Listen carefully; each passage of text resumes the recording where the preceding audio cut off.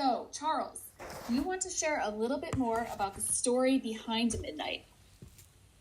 Oh, absolutely. Actually, Midnight is one of my favorite projects, and we've been working on it now in the conceptual stage, the prototype and R&D stage, and now we're starting to get to the product level for almost 5 years. And what's special about Midnight is it's really a realization of kind of the model that we built Cardano for, which is Cardano had this Cardano asset and settlement system, and that's kind of the layer one.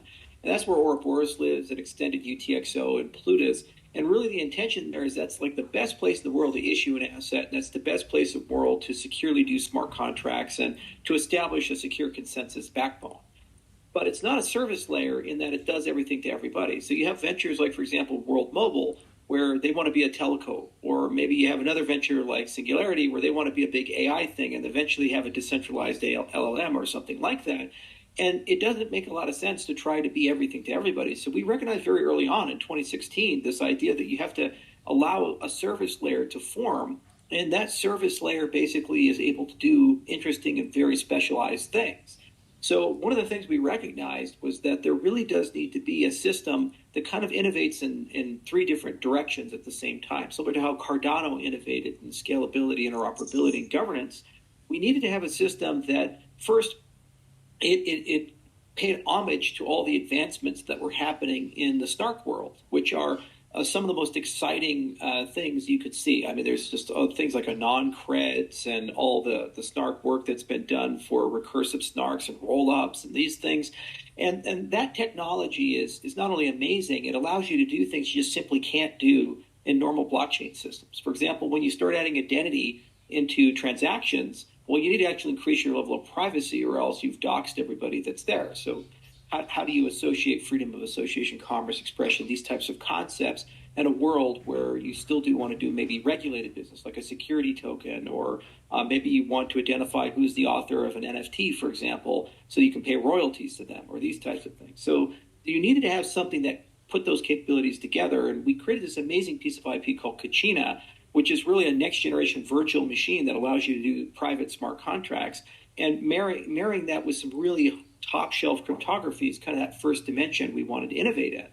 The second dimension is we really wanted to figure out how do you build a blockchain that is able to be kind of a regulation layer and a governing layer for the data economy.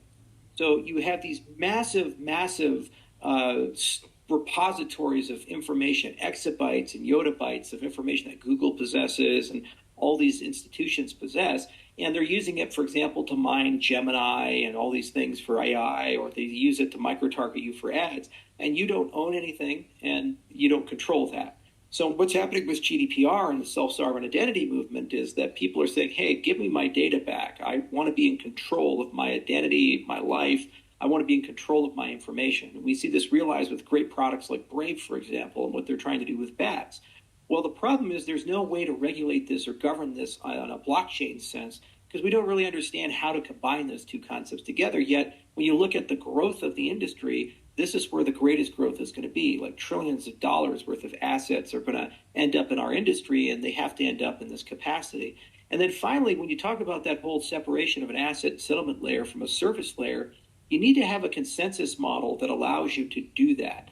And so this is really the first case study in introducing a concept of partner chains, where you're in a position where you have multi-resource consensus, so you can borrow security from Cardano, but then you're also allowed to use additional consensus algorithms. So you'll see people say things like, oh, I'm proof of stake, or I'm proof of work. And I say, well, why do you have to separate your peanut butter and jelly? It'd be great to put them together. I like PB&J sandwiches. So how about we do proof of work and proof of stake at the same time, or other components? So really what this does is it introduces this concept of Minotaur, which is another piece of IP that we created years ago. And it's a great piece of research that we and some professors at University of Illinois did together. And this now brings that into the industry, and it allows us to have a much better service layer model than other competing ecosystems. And it kind of aligns all the incentives together towards interoperability. So it's from a technological viewpoint, probably the most sophisticated product that Input Output's ever worked on, and it's the product of love, the enormous amount of research here. And I dare say it's probably the first fourth generation cryptocurrency. So a cryptocurrency that inherits all those capabilities of the last three generations, but it's the first to bring to the market multi-resource consensus identity and snark technologies like rollups and recursion and private smart contracts to bear. And I think this is the thing that is really going to supercharge our ability to move into completely new industries and kind of be the preferred bridge between TradFi and DeFi, and allow us to talk about completely new concepts of intellectual property, data economy, and regulated finance and these types of things. So it's a super exciting project, and certainly the most complicated because there's just so much technology under the hood. And it's really been the labor of love of an amazing team and amazing leadership, especially under Eran. He's built a great culture at Midnight. Wonderful. Thank you so much for that overview, Charles.